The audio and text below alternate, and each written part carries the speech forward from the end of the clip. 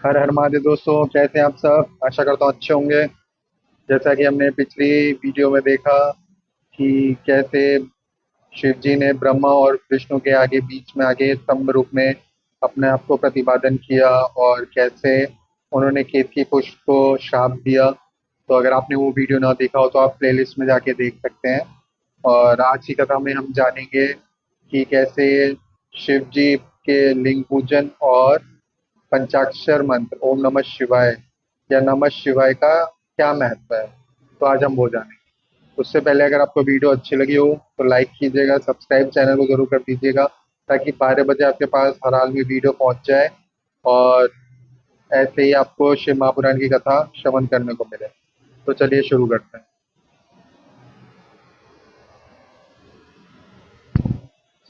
महेश्वर ब्रह्मा और विष्णु को अपने निष्कल और सकल स्वरूप का परिचय देते हुए लिंग पूजन का महत्व बताना।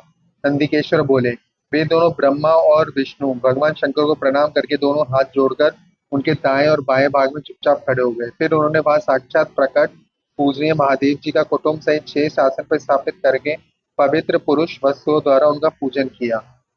दीर्घ काल तक अविकृत भाव से सुस्थित रहने वाली वस्तु को पुरुष वस्तु कहते हैं, और अल्पकाल तक ही टिकने वाली वस्तुएं प्राकृत वस्तु कहती हैं। इस तरह की वस्तु के दो भेद जाने चाहिए। किन पुरुष वस्तुओं से उन्होंने भगवान शिव का पूजन किया, ये बताया जाता है।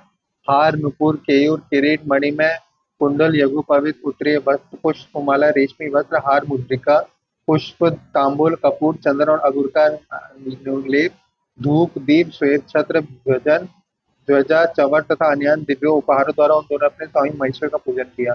जिन महेश्वर का वैभव वाणी और मन की पहुंच से परे था, जो केवल पशुपति परमात्मा के ही योग थे और जिन्हें पशु बुद्ध बद्ध जीव नहीं पा सकते थे। हे संकुमार स्वामी की युग जो जो उत्तम वस्तुएं थी, उन सभी वस्तुओं का भगवान शंकर ने भी प्रसन्नता पूर्वक यथोचित रूप से सभासदों के बीच वितरण कर दिया, जिससे ये श्रेष्ठ परंपरा बनी रहेगी। प्राप्त वस्तुओं को ग्रहण करने वाले सभासदों में वहां आश्रितों में रहना चाहिए। उन वस्तुओं को ग्रहण करने वाले सभासदों में वहां कोलाहल मच गया। इस प्रकार वहां पहले ही ब्रह्मा और विष्णु से पूजित भक्ति वर्ता भगवान शिव विनम्र उन दोनों देवताओं से हंसकर कहने लगे। ईश्वर बोले, हे पुत्रों, आज का दिन महान है। इससे तुम्हारे द्वारा जो आज मेरी पूजा हुई है, इससे मैं तुम लोगों पर प्रसन्न हूँ। इसी कारण ये दिन परम पवित्र और महान से महान होगा। आज की यह मेरी तिथि शिवरात्रि के नाम से विख्यात होगी, क्योंकि मेरे लिए परम प्रिय होगी। इस समय जो मेरे लिंग निष्कल अंग आकृत से रहित निराकार स्वरूप के प्रतीक और सकल साकार रूप के प्रतीक विग्रह की पूजा करेगा, वह पुरुष जगह के सृष्टि और पालन अधिकार भी कर सकता है। जो शिवरात्रि को दिन रात निराहार एवं जितेंद्रिय रहकर अपनी शक्ति के अनुसार निष्कपट भाव से मेरी यथोचित पूजा करेगा, उसको मिलने वाले फल का वर्णन सुनो। 1 वर्ष तक निरंतर मेरी पूजा करने से जो फल मिलता है, वह सारा फल केवल शिवरात्रि को ही मेरा पूजन करने से मनुष्य तत्काल प्राप्त कर लेता है।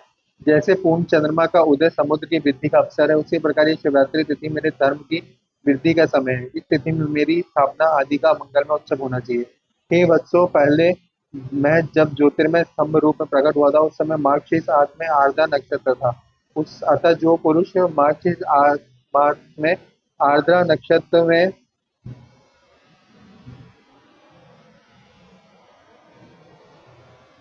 आर्द्रा नक्षत्र में मेरी पूजा करता है, उमातिग्रस्ता अथवा मेरी पूजा लिंग की झांकी का दर्शन करता है, वह मेरे लिए कार्तिकेय से भी अधिक प्रिय है। उस शुभ दिन में दर्शन मात्र से पूरा फल प्राप्त होता है। यदि दर्शन के साथ साथ मेरा पूजन भी किया जाए तो उसका अधिक फल प्राप्त होता है, जिसके वाणी द्वारा वर्णन नहीं किया जा सकता है।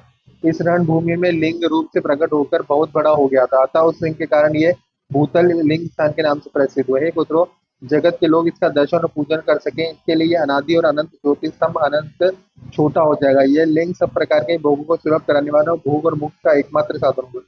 इसका दर्शन, स्पर्श तथा ध्यान प्राणी को जन्म और मृत्यु से छुटकारा दिलाने वाला होगा। अग्नि के पहाड़ जैसा जो ये शिवलिंग यहाँ प्रकट हुआ है, इसके कारण ये नाम अरुणाचल नाम से प्रसिद्ध होगा। यहाँ अनेक प्रकार के बड़े बड़े तीर्थ प्रकट होंगे। इस स्थान में निवास करने या मरने से जीवों को मोक्ष हो जाएगा। रथोत्सवादि के आयोजन से यहाँ सर्वत्र अनेक लोग कल्याणकारी रूप से निवास करेंगे।